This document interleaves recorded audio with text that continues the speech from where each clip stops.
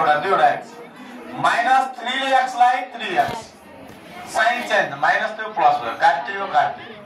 3x square plus x क्या त answer चलि छैन ओके नाउ नेक्स्ट क्वेशन योलाई भन्छ क्वाइटेन्ट यसलाई के भन्छ क्वाइटेन्ट हो अनि यहाँ केही बच्यो भने त्यो चाहिँ रिभिजन के हुन्छ रिमाइन्डर हुन्छ केही बच्यो भने के हुन्छ त्यो रिमाइन्डर अहिले यहाँ केही पनि बच्चा छैन त रिमाइन्डर 0 भयो त यो के हो त यसको यो फ्याक्टर हो फ्याक्टरले डिवाइड गर्दाखेरि के हुन्छ रिमाइन्डर 0 हुन्छ 10 को फ्याक्टर 2 हो नि 10 लाई 2 ले डिवाइड गर्दाखेरि के हुन्छ त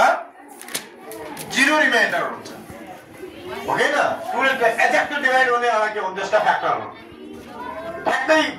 डिवाइड भयो रिमाइन्डर केही पनि बचेन भने त्यसलाई के भनिन्छ त फ्याक्टर भनिन्छ जस्तो 10 को फ्याक्टर 2 हो हैन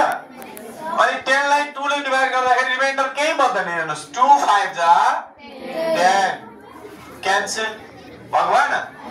हो यहाँ रिमाइन्डर केही बच्दैन त्यो भएर यो 2 के हो त 10 को फ्याक्टर हो सेम के मतलब भयो 2x माइनस 3 यसको के रहेछ फ्याक्टर रहेछ किनकि रिमाइन्डर केही पनि आएको छैन